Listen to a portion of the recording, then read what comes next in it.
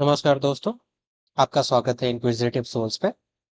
आज इस वीडियो में हम डिस्कस करने वाले हैं इंपॉर्टेंट कमिटीज और उनके रिकमेंडेशंस के बारे में। कौन बनाते हैं कमेटी, इनकी इंपॉर्टेंस क्या है और ये किन मुद्दों पे काम करती है। ये सारे जो सवाल हैं इनके जवाब आपको ये वीडियो देखने के बाद पता चल जाएगा। सो क्या पढ़ने वाले हैं आज हम, कौन कौन से कमेटी डील करने वाले हैं हम इस वीडियो में। सबसे पहले तो ये कुछ कमेटीज हैं, आप देख लो, ये सारे इंपॉर्टेंट है from examination point of view, है ना। आपको भी पता होगा, अगर आपने कभी पढ़ाई की होगी इनके बारे में, आपके दिमाग में ऐसे हौच-पौच हो जाता हो, कंफ्यूज रहते होंगे आप अक्सर कि कौन से कमेटी ने कौन से रिकमेंडेशंस दी थी। और इस वीडियो के बाद आपको ये जो कंफ्यूजन है ये खत्म हो जाएगा, ये मैं आपको दिलासा देता हूँ। I assure you that. So ये रहे बाकी के Rangarajan, Malegam, justice Verma committee on fundamental rights, Dandekar रट। ये मैं आपको ये सारे, ये जो पॉवर्टी से रिलेटेड कमिटीज हैं, आप इनमें कंफ्यूज भी होते होंगे। ओके, आज के बाद नहीं होंगे आप। ये फेरवानी कमेटी क्या था, केलकर कमेटी क्या था, रेखी कमेटी क्या था, है ना। तो इस वीडियो में हम ये पढ़ने वाले हैं। तो चलिए स्टार्ट करते हैं। स्टार्टिंग किससे होगा? बलवंत राय मेहता कमेटी से। तो क्यों बनाया गया था? पहले आपको पता होगा 73rd अमेंडमेंट जो हुआ था, उसने संवैधानिक दर्जा दिया था पंचायती राज इंस्टीट्यूशन को। बट उससे पहले क्या था? उससे पहले कम्युनिटी डेवलपमेंट प्रोग्राम्स चलते थे या फिर नेशनल एक्सटेंशन सर्विस हुआ करता था, जो लॉन्च हुए थे रूरल डेवलपमेंट को प्रमोट करने के लिए। बट इनका जो इफेक्टिवनेस था उसे क्वेश्चन किया गया था, और इसी चलते ये जो कमेटी गठित किया गया बलवंत राय मेहता जी के द्वारा 1957 में, ये गवर्नमेंट ने गठित किया था कमेटी। ठीक है, ये जो प्रोग्राम्स चल रहे थे ऑलरेडी, सीडीपी और एनईएस, उन्हें असेस करने के लिए और इम्प्रूवमेंट क्या क्या सजेस्ट हो सकते हैं वो सजेस्ट करने के लिए। और मैं आपको दो तीन चीजें और बताऊंगा, जैसे बलवंत राय मेहता कितने अक्षरों का वर्ड है? ये तीन है ना। देखिए, दो मेहता साहब है जो आपको याद रखना है इसमें। मेहता जी दो हैं, एक है बलवंत राय मेहता, ओके, और एक है अशोक मेहता। ये तीन है, तीन है, तीन सिलेबस, मतलब तीन अलग अलग वो वर्ड्स है, उससे बना हुआ है ये। इसलिए यहाँ पे थ्री टीयर आपको याद रखना। ये अशोक मेहता जो है यहाँ पे दो है, तो यहाँ टू टीयर। ये दोनों आपको ऐसे कंफ्यूजन नहीं होगा कभी भी। क्या प्रपोज किया था? Recommended the establishment of a three tier panchayati system. Balwant Rai Mehta ji का जो कमेटी था उसने रिकमेंड किया था three tier panchayati raj system बनाने के लिए, जिसमें गांव में होगा विलेज पंचायत, ब्लॉक लेवल पे होगा पंचायत समिति, और फिर जिले लेवल पे होगा जिला परिषद, जो कि सुपरवाइजरी बॉडी होगा और एडवाइजरी बॉडी भी होगा, है ना। बाकी आपको ये सब मैंने ऐसे ऐड कर दिया, पढ़ना तो आप पढ़ सकते हो। इसकी पीडीएफ मैं आपको अपने टेलीग्राम चैनल पे दे दूंगा। सो और क्या क्या हुआ? राजस्थान पहली इसके बाद क्या हुआ, है ना, उसके बाद हुआ 1959 में हुआ कि राजस्थान पहला स्टेट बना पंचायती राज को इम्प्लीमेंट करने वाला। कहाँ किया था? नागौर में, राइट। आंध्र प्रदेश ने इसके बाद यही सेम सिलसिला जारी रखा। इसके बाद क्या हुआ? 73rd कॉन्स्टिट्यूशनल अमेंडमेंट हुआ 1992 में, आपको पता ही है। इसने संवैधानिक दर्जा दिया पंचायती राज इंस्टीट्यूशंस को। मैं इतने मैं इतनी चीजें बोल के क्यों पढ़ा रहा हूँ? क्योंकि ये इंपॉर्टेंट है, सारी चीजें इंपॉर्टेंट है। जो इंपॉर्टेंट नहीं होंगे मैं उसे इग्नोर करूंगा, ओके, जैसे मैंने इसे किया है ना। सो बढ़ते हैं नेक्स्ट वाले टॉपिक पे। अगला है अशोक मेहता कमेटी। क्यों बना था? 1970 के आसपास पंचायती राज सिस्टम जो था वो कमजोर हो रहे थे पॉलिटिकल इंटरफेरेंस की वजह से, और उनके पास फाइनेंशियल ऑटोनॉमी नहीं था उसकी वजह से। तो इसको एड्रेस करने के लिए जनता गवर्नमेंट जो थी, उन्होंने अशोक मेहता कमेटी बनाया 1977 में। अच्छा देखो, ये 57 में बना था बलवंत राय मेहता, और फिर 20 साल बाद 77 में अशोक मेहता कमेटी बना था, ओके। और फिर 92 में फिर ये हुआ था, कॉन्स्टिट्यूशनल अमेंडमेंट हुआ था, जो मैंने आपको बताया, संवैधानिक दर्जा मिला था। क्या प्रपोज किया था इसने? टू टीयर प्रपोज किया था। एक जिला परिषद होगा जो कि मेन गवर्निंग बॉडी होगा, और एक मंडल पंचायत है ना, group of villages local administration के लिए। इसने ये दोनों सजेस्ट किया था। एक होगा जिला परिषद, एक होगा मंडल पंचायत, एक डिस्ट्रिक्ट लेवल, एक ग्रुप ऑफ विलेजेस, ओके। न्याय पंचायत का बात किया था, ठीक है, should be distinct from development panchayat, अलग से होनी चाहिए न्याय पंचायत। और सीट के रिजर्वेशन के बारे में बात की थी। State government should not dissolve Panchayati raj institution without holding election with in 6 months, मतलब इलेक्शन पहले करवा दो उसके बाद डिसॉल्व करो, ऐसा कुछ बात इसमें किया गया। तो क्या हुआ उसके बाद? पूरे इंप्लीमेंट नहीं हो पाई, जनता गवर्नमेंट फेल कर गई उसकी वजह से। और कर्नाटक, आंध्र प्रदेश और वेस्ट बंगाल जो थे, ये इसके सजेशन पे उन्होंने नए नए लॉ पास किए, और ये तो आपको पता ही है। यहाँ बस दो चीजें आपको याद रखना है। बलवंत राय मेहता 3 टियर, 3 है। अशोक मेहता 2 टियर। ओके, यही दो चीजें आपको याद रखनी है, यही दो चीजें पूछी जाती हैं, है ना। ज्यादा से ज्यादा पूछा जाएगा आपको कि इधर ये सुपरवाइजरी बॉडी यहाँ जिला परिषद था डिस्ट्रिक्ट लेवल पे, और यहाँ पे ये भी डिस्ट्रिक्ट लेवल पे जिला परिषद दोनों में है। बट यहाँ बस एक पंचायत है, और यहाँ ग्राम पंचायत और पंचायत समिति दोनों है। ओके, आगे बढ़ते हैं। संथानाम कमेटी जो आया वो एंटी करप्शन रिफॉर्म्स के लिए आया था। ये आपको संथानाम जो है कैसे याद रखना है? मतलब किस संदर्भ में आपको याद रखना है? ये याद रखना है एंटी करप्शन रिफॉर्म्स के लिए आया था संथानाम कमेटी। ओके, तो 1962 में करप्शन बढ़ रहे थे, ठीक है, गवर्नमेंट डिपार्टमेंट में। उसकी वजह से क्या बना? This led to formation of Santhanam committee. ये सांतानाम चेयर कर रहे थे इस कमेटी। Now the committee was tasked with examining corruption in public administration and recommending measures to combat it. तो आपको ये याद रखना है, Santhanam committee anti corruption committee था। और क्या है? What did they propose? Defined corruption as the misuse of public office for personal gain. Recommended establishment of central vigilance commission. Okay, आपको ये भी पूछा जा सकता है कि सीवीसी का जो ये हुआ, एस्टैब्लिश हुआ ये as an independent anti corruption body, ये कौन से कमेटी के द्वारा किया गया था? Santhanam committee, CVC. Okay, CVC, Santhanam committee. और सीबीसी एस्टैब्लिश हुआ 1964 में। इंडिया का एपेक्स एंटी करप्शन बॉडी बना। विजिलेंस मैकेनिज्म को स्ट्रॉन्ग किया गया इस कमेटी के रिकमेंडेशन के बाद। बाद में एंटी करप्शन लॉज आए, है ना। प्रिवेंशन ऑफ करप्शन एक्ट आया 1988। याद हो सकता है तो याद कर लो, क्योंकि एसएससी बीएसएससी कहीं भी पूछा जा सकता है। Prevention of corruption act, corruption 88, ठीक है, ठीक है ना। Encourage systemic reforms improving accountability and public administration. Now इसके बाद आया कोठारी कमीशन। काहे आया था भाई? ये आया, लो लिटरेसी रेट इंडिया फेस कर रहा था इंडिपेंडेंस के बाद, ठीक है। वो पढ़ाई का जो करिकुलम था वो आउटडेटेड हो गया था, और अनइक्वल एक्सेस मिल रही थी एजुकेशन में। इसके लिए बनाया गया कोठारी कमीशन 1964 में।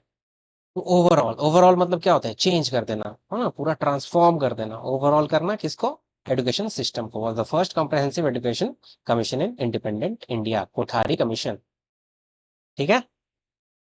तो कोठारी कैसे याद करोगे? कोठारी किससे मिलता जुलता है? कोट से, है ना, कोट से, है ना। हाँ, कोट, कोट क्या होता है? कौन पहनते हैं? ये जजेस पहनते हैं, एडवोकेट पहनते हैं, है ना, बड़े बड़े लोग कोट पैंट पहनते हैं ना। तो कब पढ़ेंगे ना, कब पहनेंगे? जब पढ़ाई करेंगे अच्छे से। तो मैं जो भी ट्रिक्स बनाता हूँ अभी बनाता हूँ, मतलब ये वीडियोस बनाते हैं टाइम, तो हो सकते हैं बेतुके हो कुछ ट्रिक्स, राइट। बट यही तो मैजिक है ट्रिक्स के बारे में, कि आ, गुरु कहाँ गए थे, है ना। गुरु कहाँ गए थे? आरा। तो अरावली के जो हाईएस्ट पीक है वो क्या है? गुरु सिख है। बेतुका था बट याद है ना आपको, राइट। लचक लचक के कौन शॉट मारता है? केएल राहुल। कहाँ पे है बड़ा लचा बड़ा लचा पास, है ना, हिमाचल प्रदेश में, राइट। तो ये बेतुके हैं बट याद हो जाते हैं। तो कोठारी कैसे याद रखोगे? कोट पहनना है। कौन पहनेगा? जो एडवोकेट है, जजेस हैं, डॉक्टर्स हैं, उनके अपनी यूनिफॉर्म है। वो कब पहनेंगे? जब पढ़ेंगे, राइट। इसीलिए पढ़ाई से रिलेटेड है कोठारी कमीशन। क्या प्रपोज किया इसने? Universal free education. 10+2+3 का जो सिस्टम था, एनईपी आने के पहले, नेशनल एजुकेशन पॉलिसी आया था उससे पहले, वो इसी ने रिकमेंड किया था।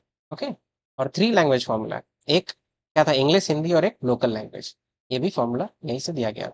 वोकेशनल एजुकेशन मतलब स्किल सिखाई है बच्चों को, है ना, रादर देन रॉट लर्निंग। और टीचर ट्रेनिंग और करिकुलम रिफॉर्म्स भी लाया।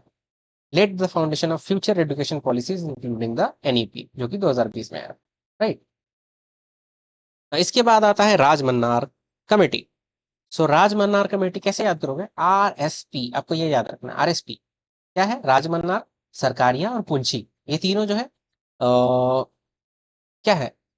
सेंटर स्टेट रिलेशंस पे काम करती है। Okay, centre state relations. जब भी सेंटर स्टेट आए आपके मन में आरएसपी याद आना चाहिए। आरएसपी, राजमन्नार, सरकारिया और पुंछी कमीशन। 1960 में स्टेट्स को लगा कि सेंट्रल गवर्नमेंट में जो है, सेंट्रल गवर्नमेंट जो है वो ज्यादा पावरफुल हो गई, उससे उनकी ऑटोनॉमी कम हो गई। तो तमिलनाडु के जो गवर्नमेंट थे, डीएम के, उसको लीड कर रही थी, उसने राजमन्नार कमेटी बनाया to examine centre state relation and suggest reforms. Okay, तो क्या प्रपोज किया इन्होंने? Formation of an inter state council, inter state council के फॉर्मेशन को इन्होंने प्रपोज किया था to improve coordination between states. अब abolition of planning commission and replacing it with statutory body, इन्होंने ये सब प्रपोज किया था, है ना। Making the financial commission permanent to ensure fair financial distribution. तो ठीक है, मतलब इतना इतना आपको नहीं जाना है, बस आपको सेंट्रल स्टेट रिलेशन पे ये काम करती है राजमन्नार कमेटी और सरकारिया कमीशन और पुंछी कमेटी। ये तीनों आपको याद रखना है। क्या क्या हुआ इसके वजह से? सेंट्रल गवर्नमेंट ने क्या किया? रिजेक्ट कर दिया सारे recommendation, fearing loss of authority. However inter state council establish in 1990। तो इंटर स्टेट काउंसिल 1990 में बना तो था, है ना। तो यही तीनों कमेटी जो बने थे उसके देन है, ये तो थोड़ी बाद में आई। ये मैं कह सकता हूँ inspired later commission such as Sarkaria commission and Punchhi commission. Okay, तो ये दो चीजें आपको और याद रखना है, आरएसपी। नेक्स्ट है वांचू। अच्छा, उड़नछू। उड़नछू हो गया, पैसा पैसा लेके भाग गया सब। काला धन क्या होता है? तो लोग टैक्स नहीं देते हैं, है ना, पैसा लेके उड़नछू हो जाते हैं, वांचू उड़नछू। ओके, मनी लॉन्ड्रिंग का इशू है। 1960 में फिर इंडिया हाई टैक्स इवेजन का को सामना कर रही थी, फेस कर रही थी। और ब्लैक मनी जो था इकोनॉमी में बढ़ रहा था, है ना। ब्लैक मनी बढ़ेगा जिसको अकाउंटेबिलिटी नहीं देते आप गवर्नमेंट को, ठीक है। वो पैसा आप अंदर अंदर उसको, उसमें टैक्स नहीं भर रहे, वो पैसा से वो जो पैसा सर्कुलेशन में आ रहा है उससे गवर्नमेंट को कोई फायदा नहीं हो रहा है। इसीलिए ब्लैक मनी जो है वो हमारे मार्केट के लिए हार्मफुल है, तो अच्छे नहीं है। तो टैक्स इवेजन हो रहा था, लोग पैसे ब्लैक मनी को बचा, ब्लैक मनी वाइट मतलब पैसे को, ब्लैक मनी बढ़ गया था हमारे इकोनॉमी में। ओके, तो इससे टैक्स इवेजन, टैक्स बचा रहे थे, टैक्स की चोरी कर रहे थे। तो गवर्नमेंट ऑफ इंडिया ने क्या अपॉइंट किया? वांचू कमेटी बनाया 1971 में to investigate tax evasion and suggest reforms. कैसे याद रखोगे? उड़नछू, लोग पैसा लेके उड़नछू हो जा रहे थे, टैक्स बचा रहे थे, काला धन जो था वो बढ़ रहा था। तो इन्होंने काफी सारी चीजें प्रपोज की। क्या हुआ? टैक्स रिफॉर्म्स है 1970 में इसकी वजह से, making tax rate more reasonable, कम किया। क्योंकि लोग पैसे क्यों टैक्स बचाते हैं? लोगों को, कुछ लोगों को लगता है कि नहीं नहीं देंगे, ज्यादा है, तब भी टैक्स बचाते हैं। कुछ लोगों की फितरत ही ऐसी होती है, तो टैक्स नहीं देते हैं, है ना। तो टैक्स रेट को घटाया गया, थोड़ा रिजनेबल किया गया कि लोग सामने से आके टैक्स भरे। Strengthened tax enforcement mechanism, improving revenue collection. Influenced later committee such as Raja Chelliah. Raja Chelliah भी आपको याद रखना है, ये भी टैक्स सिस्टम से ही रिलेटेड है ना। राजा चेलिया, राजा चेलिया भी कमेटी है, ये भी इंपॉर्टेंट है। Highlighted the danger of black money leading to stricter financial regulations. Okay, आगे बढ़ते हैं।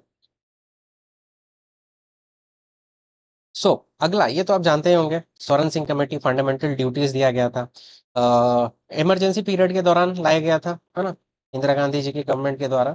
M to balance fundamental right with citizen responsibilities. Rights तो हैं लेकिन आपके भी कुछ रिस्पॉन्सिबिलिटी है। Inspired by socialist constitution like that of USSR. क्या प्रपोज किया था? Introduced new part in constitution for fundamental duties. Okay, constitution में एक नया पार्ट ऐड कर दिया, फंडामेंटल ड्यूटीज 4A में, आर्टिकल 51A में 10 फंडामेंटल ड्यूटीज ऐड किए गए थे। आपको इतने याद रखने, पहले 8 सजेस्ट किए गए थे, फिर 2 बढ़ा के 10 जोड़े गए थे। ओके, और क्या? ठीक है, बाकी तो ये यही हुआ। 42nd कॉन्स्टिट्यूशनल अमेंडमेंट 1976 में हुआ था, उसी में जोड़ा गया था ये सब। तो स्वर्ण सिंह कमेटी क्या हुआ था, इसके इसमें फंडामेंटल ड्यूटीज दिए गए थे। चलिए आगे, कालेलकर, काका कालेलकर साहब जो थे, इसमें क्या हुआ कि आर्टिकल 340 कॉन्स्टिट्यूशन में इस्टेब्लिश किया गया था, जो बता रहा था कि which mandates identifying and improving condition for socially and educationally backward classes, aim to study backward communities beyond SC and ST and recommend measures for their upliftment। ठीक है, सोशली और एजुकेशनली बैकवर्ड क्लासेस के लिए कि conditions को improve करने के लिए आर्टिकल 340 कॉन्स्टिट्यूशन में ऐड किया गया था। तो क्या प्रपोज किया गया कालेलकर कमीशन में? इसने बैकवर्डनेस को डिफाइन किया गया था बेस्ड ऑन सोशल, एजुकेशनल और इकोनॉमिक फैक्टर्स के द्वारा। और recommended reservation in government jobs and education for backward classes. Suggested special financial aid and welfare programmes for disadvantaged communities. क्या हुआ? रिपोर्ट सबमिट किया गया 1955 में, लेकिन गवर्नमेंट ने रिजेक्ट कर दिया रिकमेंडेशन। ठीक है, कास्ट बेस्ड रिजर्वेशन के ऊपर कंसर्न्स के देखते हुए बाद में फिर मंडल कमीशन बना, जिसने 27% जो रिजर्वेशन मिलता है ओबीसी को मिला, है ना, वो इसी कमीशन के रिकमेंडेशन से मिला। ओके, अदर बैकवर्ड क्लासेस के रिकमेंडेशन, मतलब अदर बैकवर्ड क्लासेस को जो 27% मिला वो मंडल कमीशन के रिकमेंडेशन पे मिला। बट आपको ये भी याद रखना है कि कालेलकर जो कमीशन था वो भी बैकवर्ड क्लासेस के लिए ही बना हुआ था, है ना। इसने काफी कुछ प्रपोज किया था, बैकवर्डनेस को डिफाइन किया था सोशल, एजुकेशनल और इकोनॉमिक फैक्टर्स के ठीक है ऊपर।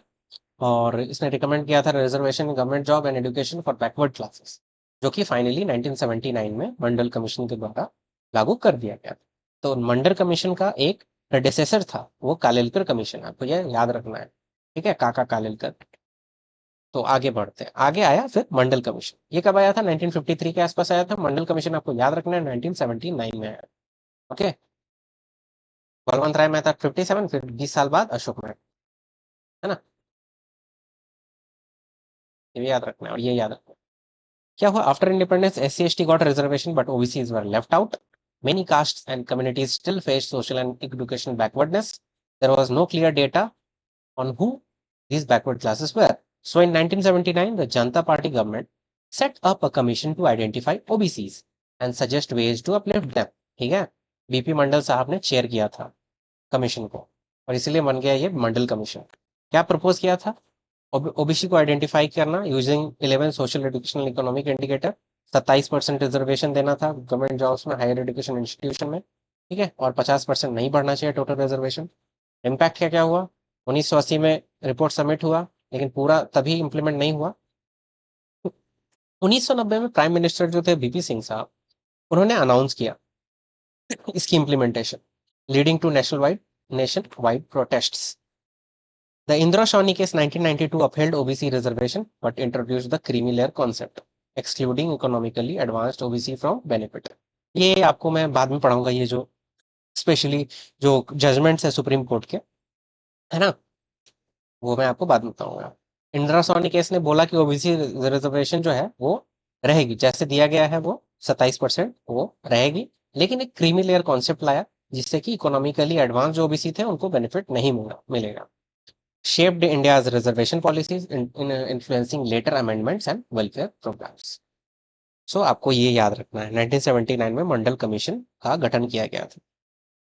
आगे है शिवरमन कमीशन। क्या हुआ? आपको इसमें यही याद रखना है, नबार्ड का फॉर्मेशन हुआ, national bank for agriculture and rural development. 1982 में नबार्ड फॉर्म हुआ था, उससे पहले शिवरमन कमेटी 1979 में स्थापित किया गया था। इंडिया चैलेंज फेस कर रहा था एग्रीकल्चर क्रेडिट और रूरल फाइनेंसिंग में, है ना, किसानों को लोन में।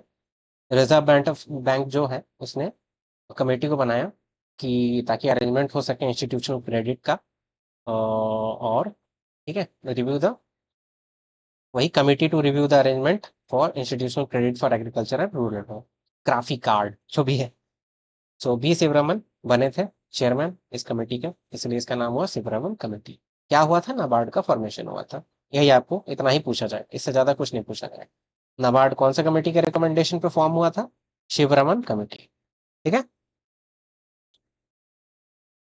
सरकारिया कमीशन मैंने आपको बताया था, आरएसपी बताया था ना, तो क्या था वो? राजमन्नार, सरकारिया, पुंछी, ये तीन बताया था मैंने।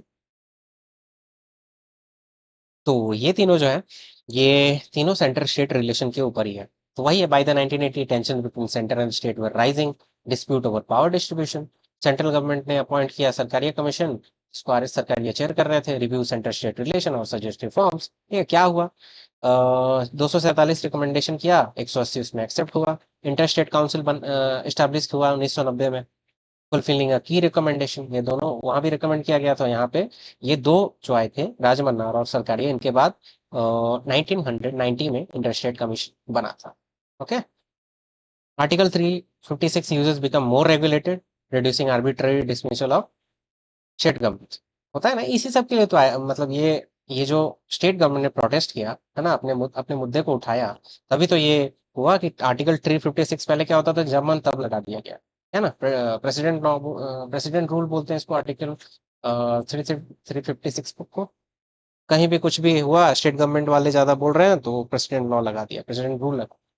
तो यही सब के लिए आंदोलन किया गया था। तो सेंटर स्टेट रिलेशन में सेंटर के पास हमेशा ज्यादा पावर था, तो उसी को थोड़ा सा वहां पावर को स्टेट्स को देने की बात होती है। वही सेंटर स्टेट रिलेशंस पे वही सारे कमिटी फॉर्म हुए थे। हमें वही सब पढ़ना है उन तीनों कमेटी में, राजमन्नार, सरकारिया और पुंछी कमीशन, तीनों।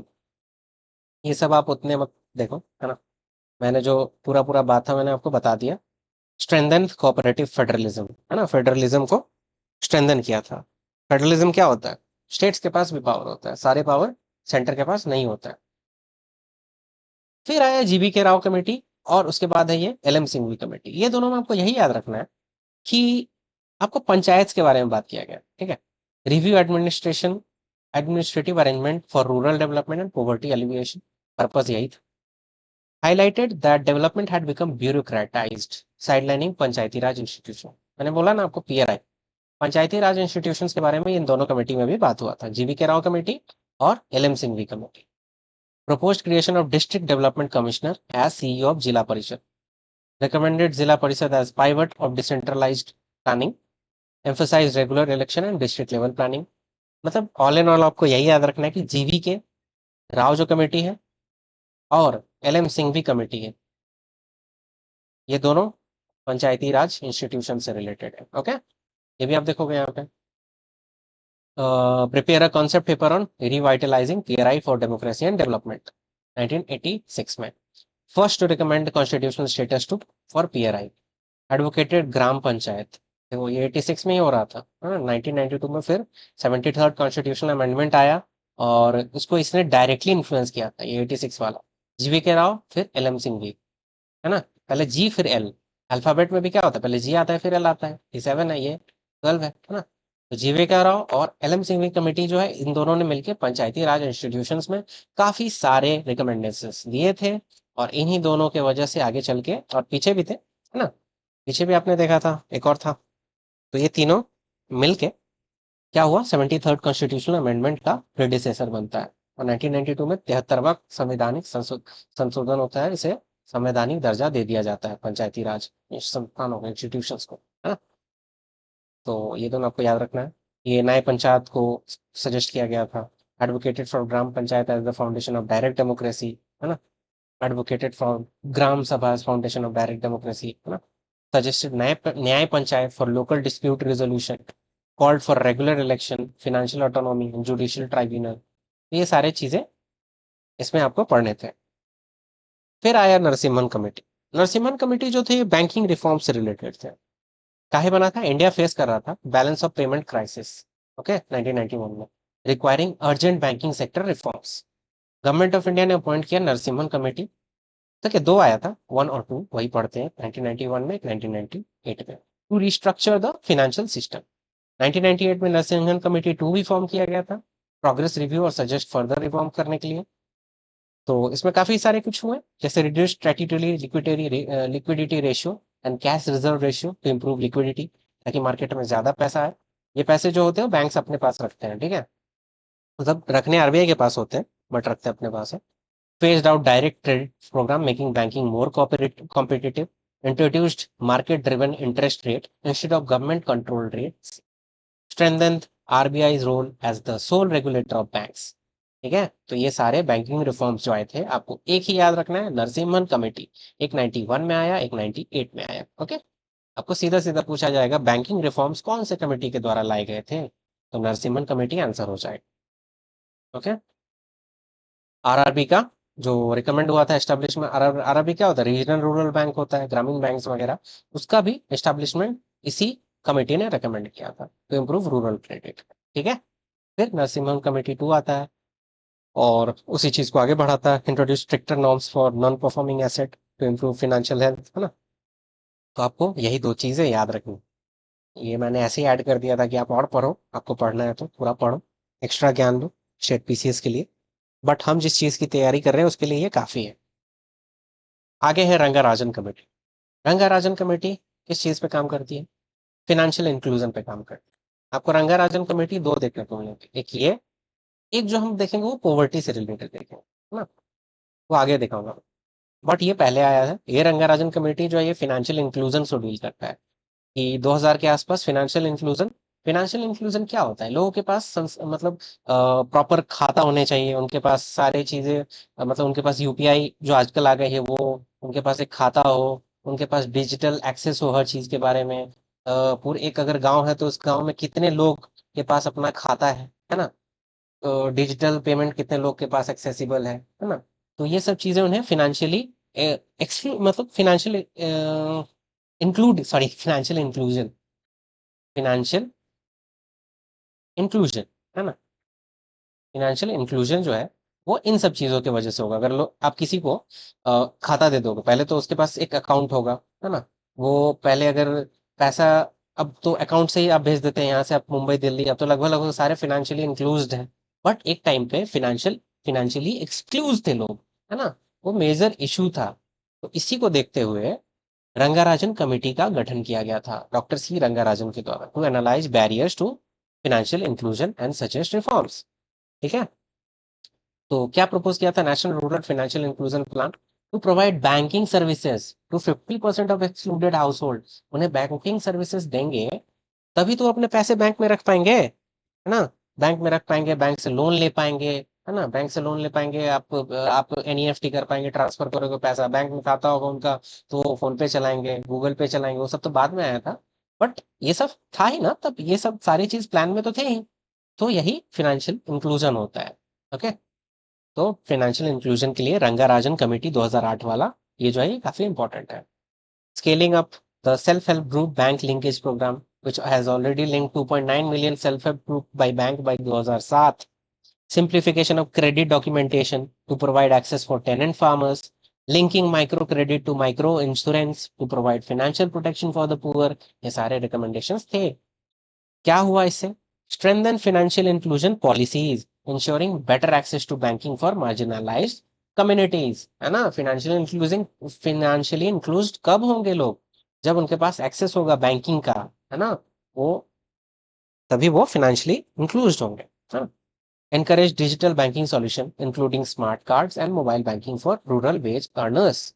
Influence later financial inclusion initiatives shaping India's approach to rural credit and banking reforms. Okay. तो रंगाराजन कमेटी दो है, एक आगे भी मैं बताऊंगा, कंफ्यूज नहीं होना। फिर आया मालेगांव कमेटी। मालेगांव कमेटी काम करता है माइक्रो फाइनेंस इंस्टीट्यूशंस में।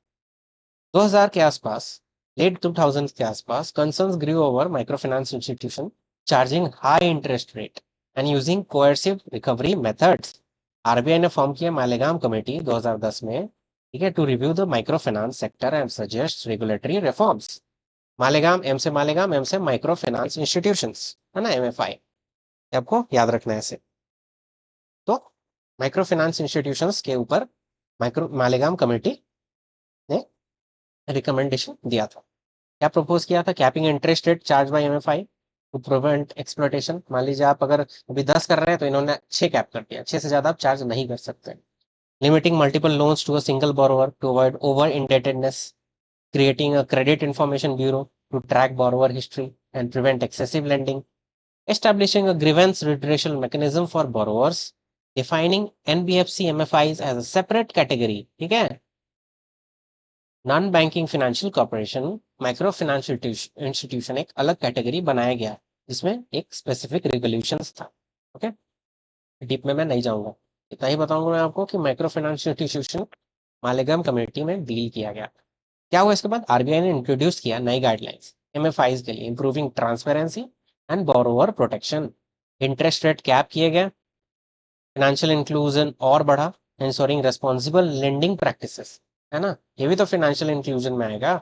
अब किसी को लोन दे दो इतना कि उसके पास वो लेते चला गया लेते चला गया लेते चला गया पूरा, उसके पास 2 बीघा जमीन है, सारे में उसने पूरा खेत बो दिया, बट मान के चलो अगर सुखार आ गया तो एक बार में पूरा गरीब हो जाएगा, उसके पास इतना डेट भी है, तो वो तो कहीं का नहीं रहेगा ना। इसीलिए एक लिमिट में उसी को बोला जा रहा है कि strengthen financial inclusion ensuring responsible lending practices.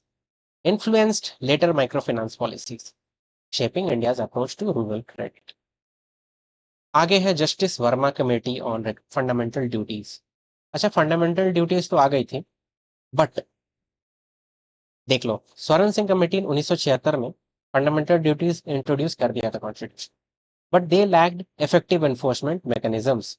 Government of India मतलब गवर्नमेंट ऑफ इंडिया ने अपॉइंट किया जस्टिस जेएस वर्मा कमेटी इन 1919, ठीक है। जेएस वर्मा साहब को अपॉइंट किया गया था 1999 में, examine how fundamental duties could be better implemented. Okay, raised awareness about fundamental duties in governance and education, influenced civic education policies promoting responsible citizenship, और encouraged voluntary adherence rather than strict legal enforcement। ठीक है, ये तीनों चीजें आपको याद है। Fundamental duties पे जोर दिया गया था justice Verma committee on fundamental duties के द्वारा। ये फंडामेंटल ड्यूटीज के बारे में बताया गया था लोगों को, है ना, उसे ताकि वो रिस्पॉन्सिबल सिटीजन बन पाए, है ना। वॉलंटरी उनको एनकरेज किया था कि आप वॉलंटरली ही ये सारी चीजें फॉलो करें। ओके, फंडामेंटल ड्यूटीज में जो भी है उनको। तो ये रहा इस वाले कमेटी के बारे में जो भी डिटेल था वो। नाउ अब आता है पॉवर्टी से रिलेटेड कमिटीज। आप कंफ्यूज होते हो, है ना, डांडे कर रहे हैं रथ में, है ना, अलग में, ठीक है, और क्या था, एल 50, फिर आ। तो मैं आपको एक जादू दिखाऊंगा, है ना। कहानी सुनते हैं पहले। ये भाई साहब है, बहुत गरीब है ना, गरीब है। ये गया डॉक्टर के पास। ये डॉक्टर, ये भाई साहब गए डॉक्टर के पास, बोला मैं गरीब हूँ, है ना, और गरीब हूँ, तो आप कुछ ठीक कर दो। तो डॉक्टर ने बोला मैं तो, आप अगर बीमारी होगा उसका इलाज करूंगा, आप गरीब हो उससे मेरा क्या लेना देना। तो ये कहता नहीं, आप मेरे बॉडी को ऑल्टर कर दो, मोटा कर दो, गरीब हूँ, पतला दुबला हूँ, खाने को नहीं मिलता है, आप ऑल्टर कर दो, तो फिर मोटा हो जाऊंगा, तो लोग मुझे गरीब नहीं बोलेंगे। अगेन दैट बेतुका story that I always told you I would tell in my lecture, but still effective है। तो सबसे पहले डॉक्टर को ऑल्टर करने को बोला। ये सारे जो है चार पांच, ये पॉवर्टी से रिलेटेड, ये है दांडेकर एंड रथ, ये हो जाएगा अलग, ये लखरवाल कमेटी, ये तेंदुलकर कमेटी, और ये जो है ये रंगाराजन, है ना। एक रंगाराजन कमेटी मैंने आपको बताया 2008 वाला, हाँ, ये, है ना, फाइनेंशियल इंक्लूजन को लेकर, है ना। तो ये मैंने आपको बताया था, ये फाइनेंशियल इंक्लूजन को लेकर था। और ये जो रंगाराजन कमेटी होगा ये पॉवर्टी से लेकर होगा, ये 2014 में आएगा। सो आपके लिए अब आसान हो जाएगा, ये पांचों जो है ऐसे इसी ऑर्डर में आपको, ये 71 में है ना, ये 79, 93, 2009, 79, 93, 2009, ये 2014, ऐसे करके है ये पांचों। तो अब तो आप बता पाओगे ना कि क्या है क्या नहीं है। तो हम स्टार्ट करते हैं दांडेकर एंड रथ। काहे बनाया गया था भाई? 1971 के पहले पॉवर्टी एस्टिमेशन जो था इंडिया में, वो साइंटिफिक अप्रोच लैक कर रही।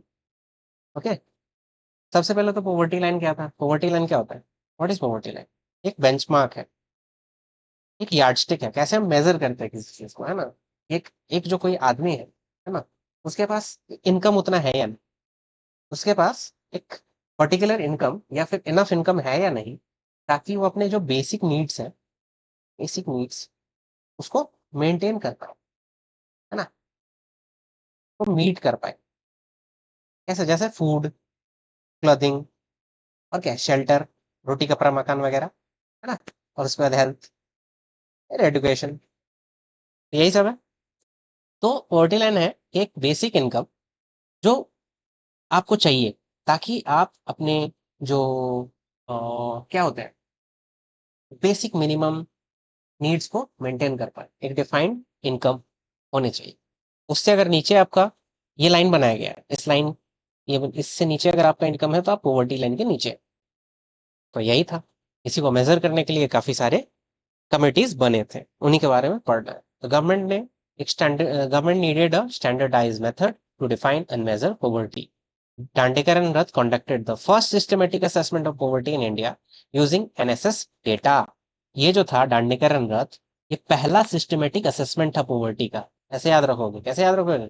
ये पहले आया था, ये पहला था, 71, 79, 93, ऐसे है, यहाँ +8 है, +14 है, प्लस कितना है, 716, नहीं बन रहा सीरीज, कोई नहीं। तो क्या क्या प्रपोज किया, पॉवर्टी को डिफाइन किया, पॉवर्टी लाइन को, मिनिमम कैलोरी इनटेक, ठीक है, अब 2250 कैलोरी पर पर्सन पर डे, ये यूनिफॉर्म था रूरल और अर्बन के लिए। कि expenditure based poverty line suggest किया कि कितना एक पर्सन को चाहिए, स्पेंड करना चाहिए टू मीट द कैलोरी नर्म। ठीक है, तो अगर 2250 कैलोरी, ठीक है, बॉडी को जो चाहिए, इसके लिए जो एक्सपेंडिचर होगा, इससे अगर वो कम कमा रहा है तो वो पॉवर्टी का शिकार। ओके, तो आपको दांडीकरण रथ में क्या याद रखना है? एक तो ये याद रखना है कि पहला सिस्टमेटिक असेसमेंट था पॉवर्टी का इंडिया में। दूसरा 2250 जो है ये याद रखना है आपको, इतना कैलोरी पर पर्सन पर डे। ओके, और तीसरा, तीसरा क्या याद रखना है? ये कैलोरी बेस्ड था, मैंने आपको बताया कि इससे नीचे अगर इतने कैलोरी को चाहने के लिए जो इसको कमाना है, जो खर्च कर रहा है ये, अगर उससे नीचे अगर इसका ये खर्च कर रहा है, अगर इतने कैलोरी से नीचे अगर खर्च कर रहा है तो ये गरीब है। बात खत्म। ये यूनिफॉर्म था रूरल और अर्बन के लिए। मैं क्यों कह रहा हूँ ये मैं आपको अलग वाले में बताऊंगा। क्या हुआ इसके बाद? First official poverty estimate in India were based on their methodology. Influence later committee, Alagh Lakdawala, Tendulkar और रंगाराजन, है ना। फिर आया अलग कमेटी। क्या हुआ? हाँ, फिर आया अलग committee. Before 1979, poverty estimation lacked a standardized approach. Planning committee formed the Alag committee chaired by Y.K. Alag to define a scientific poverty line. क्या प्रपोज किया गया? Establish separate poverty line. यहाँ क्या हो गया, रूरल में जो है उनको ज्यादा ये चाहिए, है ना। 2400 रूरल के लिए और अर्बन 2100। ओके, उधर क्या था, कितना था वहाँ? 2250 था। यहाँ अलग हो गया, रूरल में जो है उनको ज्यादा कैलोरी की आवश्यकता है ना। और अर्बन में कंपैरेटिवली उनको कम है। Used minimum calorie intake as the basic for defining poverty. यहाँ दोनों अलग अलग है, वहाँ दोनों सेम है। Recommended adjusting poverty estimate for inflation over time. तो आपको इसमें यही याद रखना है, ये ऑर्डर आपको बस याद रखना है। Dr. A L T R, ये ऑर्डर याद रख लो आप। यहाँ पे 2250 याद रख लो। ये फर्स्ट था, साइंटिफिक मेथड अप्रोच था पॉवर्टी कैलकुलेशन का। फिर ये हो जाएगा यहाँ पे 2400 और 2100 याद रख लो आप। काफी है ना। इतना ही है। फिर आगे इजी हो जाएगा आपके लिए। फिर आया लकड़वाल कमेटी 1993 में। तो क्या था? Refined poverty estimation beyond calorie counting, introduce state specific poverty line using price indexes. क्या हुआ? रिटेन कैलोरी नाउ 2400 और 2100 जो था उसको तो रिटेन रखा इसने। Shifted to consumption expenditure based poverty line. Okay, और used fix basket adjusted by, अलग अलग था, रूरल एरिया के लिए अलग था और अर्बन एरिया के लिए अलग था। वो कैसे था? सीपीआई एल जो हुआ एग्रीकल्चर लेबरर्स के लिए, और सीपीआई आईडब्ल्यू हो गया इंडस्ट्रियल वर्कर्स के लिए। और बास्केट एक बनाया गया, उस बास्केट को खरीदने के लिए। ओके, उस बास्केट को खरीदने में जो पैसा लगेगा, ठीक है, वो आपके पास होना चाहिए।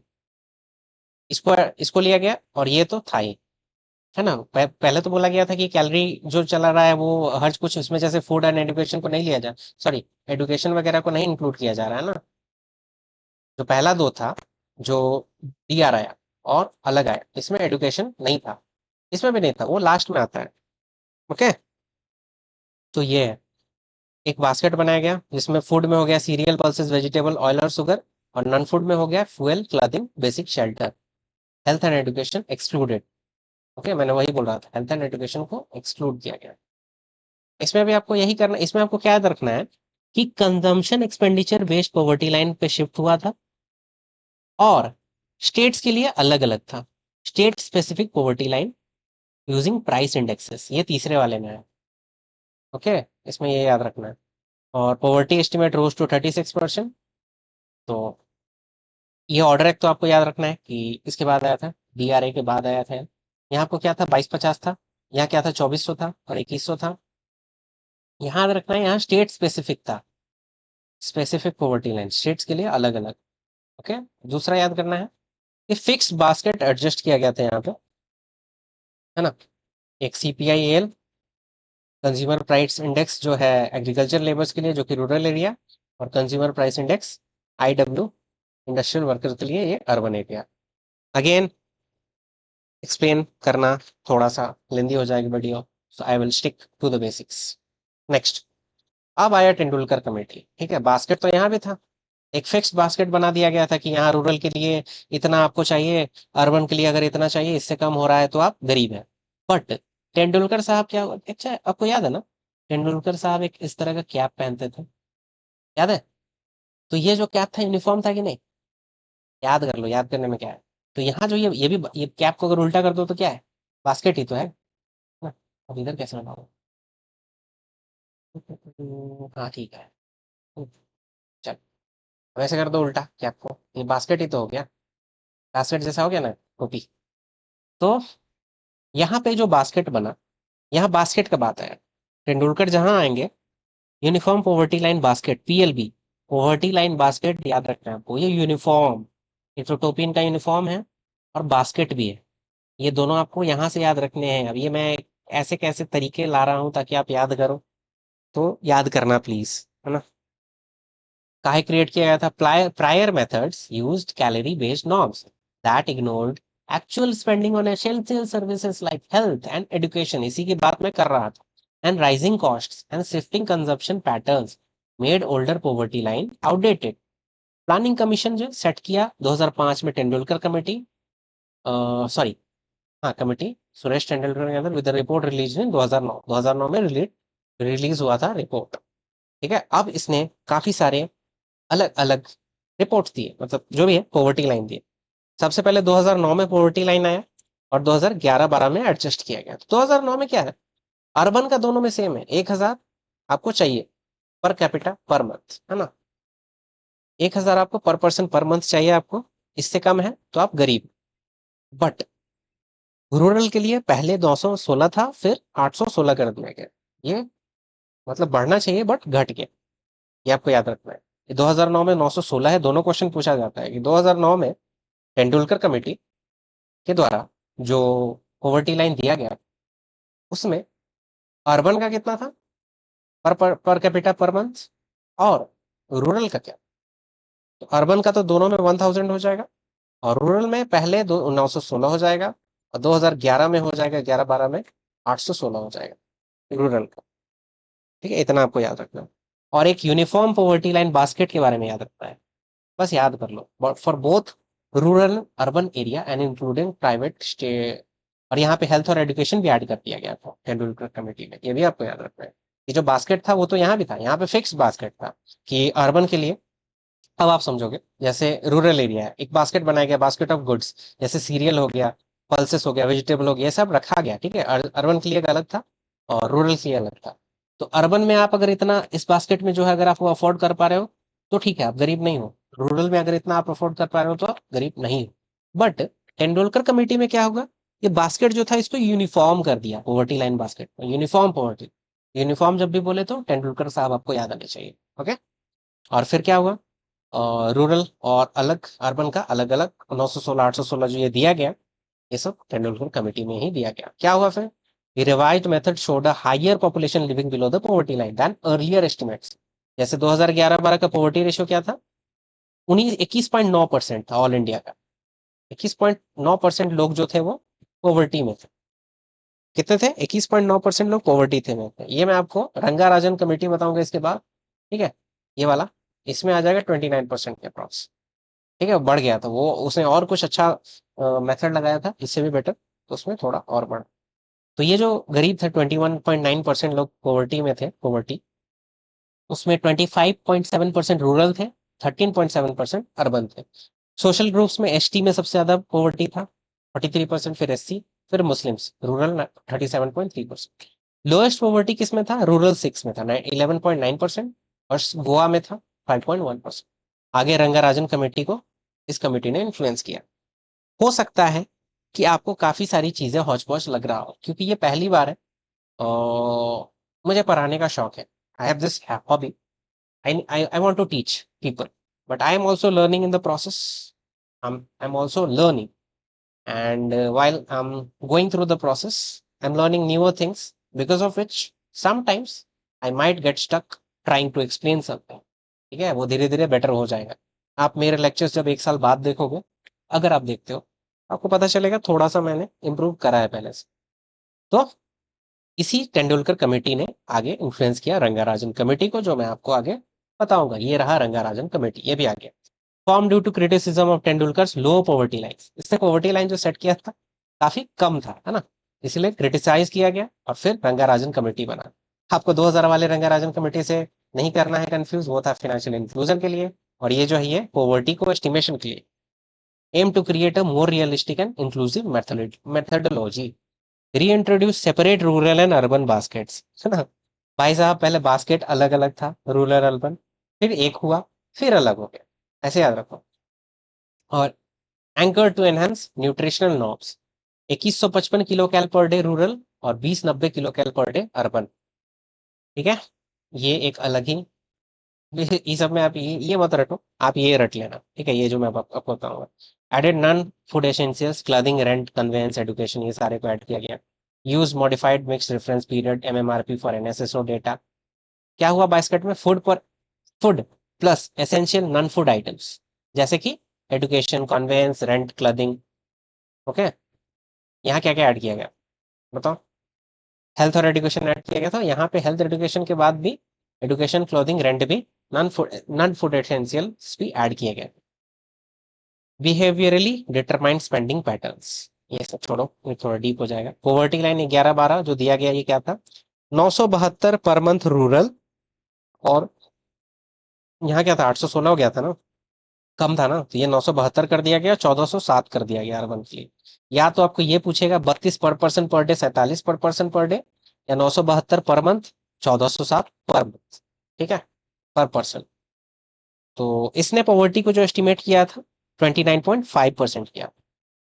तेंदुलकर कमेटी ने 21.9 किया था, अच्छा 29.5 किया रंगाराजन कमेटी ने। ओके, तो आई होप काफी सारी चीजें अब क्लियर हुई होगी। आगे आप लेक्चर देखोगे ना, सॉरी, जब आप क्वेश्चन अटेम्प्ट करोगे, then you would be able to understand कि ये लेक्चर कितना हेल्पफुल रहा आपके लिए। अभी थोड़े से बोरिंग लग रहे होंगे, but do come and watch this video for the second time while you are going to appear for the exams। अभी देख लो मैंने बीच में इतना पॉज क्यों ले लिया, काफी लंबा पॉज लिया मैं, क्योंकि बीएसएससी के एग्जाम्स होने वाले थे जुलाई में, 10, 11, 12। अब वो हो नहीं रहे हैं, तो आप ये देखोगे भूल जाओगे, तो फिर कब कब होगा एग्जाम उसका कोई ठीक नहीं है। तो मैं भी अपना आराम आराम से नोट्स बना रहा था, ये टॉपिक थोड़ा सा था, रिसर्च वगैरह करना पड़ता है ना, तो मैंने अपना टाइम लिया। अब आने वाले दिनों में मैं इंपॉर्टेंट इंपॉर्टेंट टॉपिक्स खत्म करूंगा जल्दी जल्दी, ताकि कम से कम उन टॉपिक से क्वेश्चन आए तो आपसे तो बने। जैसे रैंकिंग वाले वीडियोस अगर आपने नहीं देखे होंगे, do watch the video, that's great video. अपनी तारीफ क्या करो। नाउ आया फिर फेरवानी कमेटी, है ना। क्या हुआ, अर्ली 1990s में इंडिया का जो कैपिटल मार्केट था उसमें ट्रांसपेरेंसी की कमी थी, lack transparency and efficiency. Government of India form the Pherwani committee chaired by Manohar J Pherwani to recommend reforms in stock market and financial sector. NSC का गठन हुआ, पर्पस देखिए यहाँ पे कहाँ है, एनएससी का गठन हुआ 1992 में, रिवोल्यूशनाइजिंग इंडियन स्टॉक मार्केट। कैसे याद करोगे बताओ, फेरवानी क्या था वो, कैसे याद कर सकते हैं उसको। ओके, मुझे कुछ अगर आता है, स्ट्राइक करता है, तो मैं आपको बताता हूँ कैसे आप स्टॉक को, एनएससी को याद कर दोगे फेरवानी से। तो क्या हुआ, Government of India form the Pherwani committee chaired by Manohar J Pherwani to recommend reforms in stock market and financial sector. क्या प्रपोज किया, establishment of NSC leading to creation of new stock exchange, है ना, बॉम्बे स्टॉक एक्सचेंज वगैरह था, and national Stock exchange, इनका फिर formation. Introduction of electronic trading replacing traditional open outcry system, ये सब नहीं जरूरी है, कुछ नहीं जरूरी है। बस आपको ये याद रखना है कि नेशनल स्टॉक एक्सचेंज जो बना वो फेरवानी कमेटी के रिकमेंडेशन पे बना। ओके, इतना ही याद रखना है आपको। है ना। ठीक है, अब इसको याद कर लो भाई, इसकी ट्रिक मुझे नहीं मिल रही याद, मतलब समझ नहीं आ रहा क्या कैसे कनेक्ट करो इसे। याद आएगा तो मैं बताऊंगा, बट डू रिमेम्बर, एक ही दो चीजें तो याद करने के लिए बोल रहा हूँ। Pherwani committee, NSC National Stock Exchange. मैंने मान लीजिए जो डोज कॉइन होता है ना, क्या होता है, ये स्टॉक वगैरह टाइप का होता है, क्रिप्टो करेंसी होता है ना। तो किसी ने खरीद लिया पहले, एक नया क्रिप्टो करेंसी मार्केट में लॉन्च हुआ, मैंने खरीद लिया। ओके, तो फिर पता चला कि ये क्रिप्टो करेंसी के साथ कुछ ऐसा हुआ कि अब इसका वैल्यू एकदम घट गया, तो मैं गया, मैंने कहा अब मुझे फेरवानी है, तो किसी कारण से मैं एनएससी चला गया। ऐसे कर लो, वैसे याद हो जाएगा ये, उतना भी टफ नहीं है। फिर है केलकर कमीशन। केलकर कमीशन जो है वो आया इंडिया के tax system. Okay, early 2000 India tax system was complex with high rates and inefficient collection mechanism. Government of India appointed Vijay Kelkar to review and recommend direct और इनडायरेक्ट, ये दोनों के लिए है, आपको ये याद रखना है, केलकर कमेटी दोनों के लिए, डायरेक्ट और इनडायरेक्ट टैक्स दोनों के लिए। इसके बाद मैं आपको बताऊंगा एक, वो सिर्फ इनडायरेक्ट टैक्स के लिए हो। ओके, ये देखी कमेटी ऑन इनडायरेक्ट टैक्सेस। इसके बाद, ओके, इसके बाद पढ़ते पढ़ते थक गए होंगे तो आपको अब बस दो ही टॉपिक्स पढ़ने हैं, उसे जल्दी जल्दी खत्म करना है। क्या हुआ, 2000 के आसपास में इंडिया के टैक्स सिस्टम कॉम्प्लेक्स हो गया था, हाई रेट और इनएफिशिएंट कलेक्शन मैकेनिज्म के बारे वजह से। तो गवर्नमेंट ऑफ इंडिया ने अपॉइंट किया विजय केलकर को रिव्यू करने के लिए और टैक्स रिफॉर्म्स लाने के लिए। ओके, इनकम टैक्स और, सॉरी, डायरेक्ट और इनडायरेक्ट टैक्स में रिफॉर्म्स लाने। तो प्रपोज काफी कुछ किया। क्या हुआ इसमें कि टैक्स कंप्लायंस को इम्प्रूव किया गया, हुआ, इम्प्रूव हुआ, रिड्यूसिंग टैक्स इविजन, लोग अब टैक्स कम बचाने लगे, encouraged investment, boosting economic growth, strengthened taxpayer services, making tax filing easier, और influence later tax reforms including the direct tax code proposals। ठीक है, डीटीसी प्रपोजल्स। तो ठीक है, ये डायरेक्ट एंड इनडायरेक्ट टैक्स दोनों के लिए इंपॉर्टेंट है। केलकर कमेटी 2002 में बना था और काफी कुछ चीजें इसने सजेस्ट भी किया था। ओके, तो टिक टिक टिक टिक, इतने सब मैंने ऐड कर लिया ऐसी भावनाओं में रहते। Kelkar committee direct and indirect tax दोनों के लिए था, इतना याद करो। Okay, direct and indirect tax. फिर आया Rekhi committee, Rekhi committee on indirect taxes, बस खत्म। गवर्नमेंट ऑफ इंडिया ने अपॉइंट किया केएल रेखी को रिव्यू करने के लिए और सिंप्लीफाई करने के लिए इनडायरेक्ट टैक्सेशन को। ओके, कॉम्प्लेक्स था पहले 1990 के आसपास इनडायरेक्ट टैक्स सिस्टम जो था, तो लीडिंग टू कंप्लायंस इश्यूज। तो setting up a tribunal propose किया to resolve dispute between tax payer and tax authorities, establishing an all India classification committee with trade and industry representatives. फिर ensuring fast clearance of import consignment 3 दिन के अंदर में। क्या हुआ, improve tax administration, making indirect tax compliance easier, strengthen dispute resolution mechanism, reducing litigation, encouraged transparency in tax collection, benefiting business and industries, influence later tax reforms including GST implementation। इसको भी influence किया, ठीक है। तो ये रेखी committee on indirect taxes. जब भी रेखी committee बोलो, ऑन इनडायरेक्ट टैक्सेस साथ में आनी चाहिए demand. Rekhi committee on indirect taxes, Rekhi committee on indirect taxes, Rekhi committee on indirect taxes, और केलकर कमेटी डायरेक्ट इनडायरेक्ट दोनों। ठीक है, डायरेक्ट इनडायरेक्ट दोनों। नाउ ये तो अपना ठीक है, थक तो गए होंगे। So let's do quizzes now. अब क्विजेस करते हैं। अब देखो, अब आपको मजा आएगा। बलवंत राय मेहता, पहले तो 3 आना चाहिए। तो टू टीयर खत्म हो गया, ये तो अशोक मेहता था। 3 टीयर यही होगा। डायरेक्ट ये सब तो कुछ था ही नहीं, है ना। पंचायती राज का है, अबॉलिश करेंगे भाई। डायरेक्ट इलेक्शन, ऑल पंचायत राज इलेक्शन लेवल नहीं,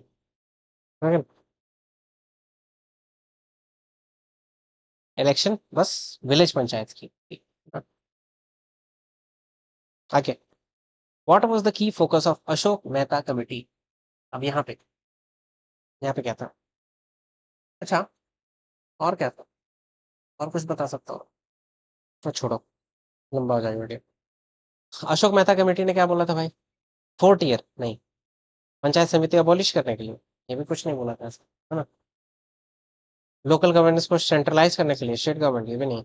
जिला परिषद को स्ट्रेंथन करने के लिए, प्राइमरी यूनिट ऑफ गवर्नेंस का, ठीक है, ये बोला था उसने कि एक जिला परिषद हो, एक मंडल, एक, ठीक है, मंडल पंचायत, ये 2 चीजें था, 2 टीयर था ना, तो यही तो था, एक जिला परिषद था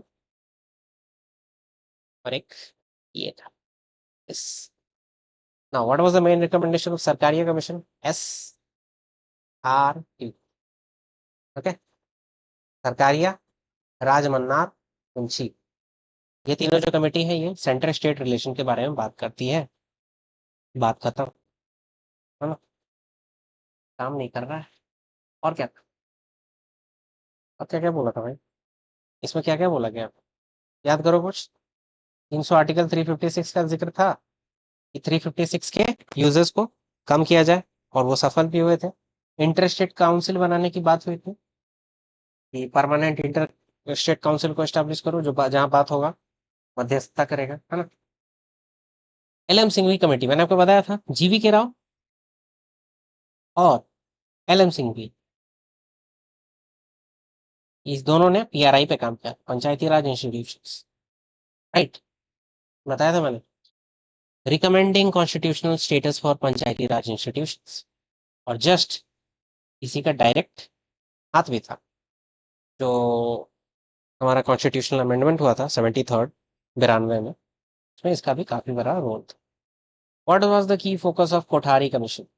नाउ टेल मी, क्या हुआ? कोट, कोठारी कमीशन से क्या याद देने वाला? कोट ना, कोट कौन पहनते हैं? पढ़े लिखे, पढ़ेंगे लिखेंगे तभी तो पढ़ेंगे, राइट? तो universalising elementary education and establishing a common school system, three language formula था, 10+2+3 सिस्टम था, राइट? ये सारी चीजें। Mandal commission recommending 27% reservation for other backward classes, सीधा सीधा। Primary focus of Tendulkar now, doctor ALTR। अब मैंने कुछ आपको अलग तरीके का चीज दे दिया। कैलोरी नहीं, कैलोरी बेस्ड तो स्टार्टिंग के दो में था, है ना? इसमें यूनिफॉर्म बास्केट, बात खत्म। तेंदुलकर साहब का जो टोपी है वो यूनिफॉर्म है ना? ठीक है ना? यही था। नाउ व्हाट वाज द की रिकमेंडेशन ऑफ रंगाराजन कमेटी? ये बताओ, टेल मी। रंगाराजन कमेटी में क्या 2014 वाला, separate rural and urban basket with enhanced nutritional norms, ठीक है? सेपरेट हो गया था अर्बन और रूरल बास्केट। यूनिवर्सल बास्केट था तेंदुलकर साहब के समय में, ठीक है? Separate rural and urban basket with enhanced nutritional norms, मैंने आपको बताया था। रंगाराजन कमेटी 2008, बताया आपको। ये दूसरा है, ये दूसरा है। ये है tax evasion, sorry financial inclusion, reviewing India's financial inclusion system. Objective of Malegam, M से मालेगाम, एम से माइक्रो फाइनेंस इंस्टीट्यूशन, बात खत्म। Kelkar committee, Kelkar committee, Rekhi committee, Rekhi committee जब भी आए indirect taxes, Rekhi committee on indirect taxes. और Kelkar committee direct and indirect taxes, मैंने आपको बताया है ये सब चीज। फेरवानी, अब फेरवानी है आपको, क्या फेरवानी है? तो आपने स्टॉक वगैरह जो खरीद लिया तो उससे क्या हुआ? क्रिएशन ऑफ NSE हुआ, याद हुआ? Rekhi committee indirect taxes, improve administrative efficiency and grievance redressal mechanism between tax payer and tax authority, सीधा सीधा खत्म। डांडिकर रॉथ, क्या था? कैलोरी बेस्ड था ना? सबसे पहला ही था कैलोरी बेस्ड। कितना था? 2250 था। कितना था? 2250 था। और तो मैंने आपको बहुत सारी चीजें बताई थी पहले, पहली ऐसा एस्टिमेशन था बेस्ड ऑन कैलोरी वाले। अलग कमेटी, TRALTR, है ना? यहाँ यहाँ कैलोरी ही था, बट फूड बास्केट की बात तो यहाँ नहीं आई थी। Income ceiling, poor classification, income ceiling जो था वो सिर्फ इनकम उनकम ये सब नीचे आया था। न्यूट्रिशनल नॉर्म्स, हाँ, बेस्ड ऑफिशियल पॉवर्टी लाइन। अच्छा देखो, एक तरह से इसको कैलोरी बेस्ड बोलते हैं। ये भी कैलोरी है, बट इसको न्यूट्रिशनल नॉर्म्स भी कभी कभी बोल देते हैं, तो आपको ऐसे याद रखना है, ठीक है? और पैरिविट, यहाँ पे रूरल अर्बन पैरिटी भी था, ठीक है? कैलिनिक नॉर्म्स में नहीं, पैरिटी नहीं था। पैरिटी तो इसमें था, ठीक है? एक नहीं था ना, रूरल अर्बन दोनों अलग अलग था। रूरल का 2400 था, अर्बन का 2100 था। मेरा एक तो ये भी कम स्पीड में काम कर रहा है, मैं भी कम स्पीड में काम कर रहा हूँ। आप इसको 2x पे देखो, यहाँ से ऑनवर्ड्स, है ना? पंचू उड़नछू हो गया, है ना? Black money and tax Avision को इन्वेस्टिगेट करने के लिए पैसे लेकर भाग गया उड़नछू वंचू। कब आया था? 1971 में आया। स्वर्ण सिंह कमेटी फंडामेंटल ड्यूटीज, बात खत्म, ज्यादा सोचना नहीं है। शिवरामन कमेटी, क्या बताया था मैंने? नबार्ड बना था शिवरामन कमेटी से, ये भी खत्म। Justice Verma committee fundamental rights enforce करने के लिए, strengthening the enforcement of fundamental rights, ठीक है? प्राइमरी रिकमेंडेशन क्या था रेखी कमेटी का? Rekhi committee on indirect taxes, improving administrative efficiency in public services, indirect tax system, ये मैंने बताया आपको। What was the primary recommendation of Lakdawala committee? फिर से DRALTR, यहाँ आपको रटा कर जाऊंगा। लकड़वाल कमेटी, ये तेंदुलकर साहब का था। यहाँ पे यूनिफॉर्म बास्केट आ गया था, यहाँ पे फिक्स्ड बास्केट, अलग अलग, है ना? रूरल अर्बन का अलग अलग, कैलोरी बेस्ड नहीं। और क्या था? Poverty concept, introducing income based poverty threshold, क्या था? कैलोरी बेस्ड पॉवर्टी नॉर्म्स, ये तो होगा नहीं। हाँ, shifting poverty estimation to consumption expenditure, ये तो यहाँ लकड़वा, हाँ यहीं पे, यहाँ पे ही शिफ्ट हुआ था। ये इसका आंसर ये आपको मानना पड़ेगा। पॉवर्टी लाइन कॉन्सेप्ट का एबॉलिश तो नहीं किया गया, option elimination. Introducing income based poverty threshold, ये तो यहाँ हुआ था ना, 816 916 वाला। शिफ्टिंग पॉवर्टी, यहाँ पे पॉवर्टी एस्टिमेशन शिफ्ट हो रहा था, ठीक है। यहाँ कैलोरी बेस्ड था, यहाँ भी था, यहाँ भी कैलोरी बेस्ड था, बट यहाँ शिफ्ट हो रहा था। हाँ, मैंने आपको जो बताया था, क्या बताया था, CPIL, है ना, CPI, industrial workers, agriculture labours, है ना, वो सब यहाँ पे स्टार्ट होता है, करवा लो। Shifting poverty estimation to consumption expenditure. Okay, what was the mandate of Santhanam? Santhanam committee मतलब क्या था? Corruption, strengthening anti corruption measures in public administration. ये सारे मैंने जो आपको क्वेश्चन कराए हैं, ये मतलब इंपॉर्टेंट है आपके एग्जामिनेशन पॉइंट ऑफ व्यू से, और ये सारे कमिटीज भी इंपॉर्टेंट है, इसलिए इसे बढ़िया से कवर करिएगा। कालेलकर, रिकमेंडिंग रिजर्वेशन, मंडल कमेटी के जस्ट पहले आया था। 1979 में मंडल कमीशन आया था, उससे पहले कालेलकर कमेटी आया। राजमन्नार, मैंने आपको बताया, SRP, सरकारिया, राजमन्नार और कुंची कमेटी, है ना। राजमन्नार में क्या हुआ था? Granting more power to the state in centre state relation, बात खत्म। अब तेंदुलकर साहब क्या थे, और ये था uniform, uniform poverty line basket, basket जो है यूनिफॉर्म है तेंदुलकर साहब का। केलकर, केलकर साहब tax reform. Malegam committee micro finance institution. Rangarajan, D Rangarajan, दो था, लेकिन इसमें से एक जो है separate poverty basket for rural urban, ये हो जाएंगे 2014 वाले। नाउ नेक्स्ट, बलवंत राय मेहता और वांचू वांचू उरंचू, investigation of black money. Sarkaria committee centre state relation. Mandal commission 27% reservation देना ओबीसी को। और बलवंत राय मेहता, तीन लेटर्स हैं, और ये 3 tier पंचायती राज सिस्टम है। सो हमारा ये लेक्चर यहीं पे खत्म होगा, और ये लेक्चर आप जब भी देखो, हो सकता है आप ये लेक्चर आज से 2 साल बाद देख रहे हो, 3 साल बाद देख रहे हो, तब भी ये उतना ही रेलिवेंट रहेगा जितना ये अभी है। और इस लेक्चर से आपको कुछ ना कुछ हो ना हो कम से कम पॉवर्टी से रिलेटेड जो कमिटीज बनी है वो तो ऑब्वियसली याद हो जाएंगे आपको। सेंटर स्टेट रिलेशंस वाले याद हो जाएंगे। मैंने एक दो जो कोट करके याद कराया है, उड़न छू करके याद कराई, ये सारे तो याद हो ही जाएंगे। और ये देखकर लोगों को इन्हीं में से आगे पीछे थोड़ा मोड़ा कंफ्यूजन रहता है। ओके, चूंकि मैं पहली बार पढ़ा रहा था इस टॉपिक को, इसीलिए थोड़ा सा मेरे अंदर भी इनहिबिशंस था इसे लेके, ये कैसे पढ़ाऊँ कैसे नहीं। बट मैंने अपना 100 तो नहीं कहूँगा, 90% मैं दे पाया हूँ। 10% और एफिशिएंसी के से मैं पढ़ा सकता था, बट होपफुली अगर मैं आगे इस टॉपिक पे एक भी लेक्चर लूंगा, then it would be better, it would be better 10 fold, और यू कैन से 100 fold। तो इसी नोट के साथ आपका एक्सपीरियंस कैसा रहा, जब भी आप देखो any time in the future, क्योंकि मुझे पता है अभी इस वीडियो पे उतनी रीच जाएंगी नहीं, but if you watch it till the end in the future, do tell me in the comment section, अच्छी लगेगी मुझे। और सजेशन भी देना जब भी दो in the future, any important topics that you want, that मुझे एक लेक्चर बनानी चाहिए, then do tell me about that too. So आपका बहुत बहुत बहुत धन्यवाद वीडियो के यहाँ तक देखने के लिए। मिलते हैं अगले लेक्चर में।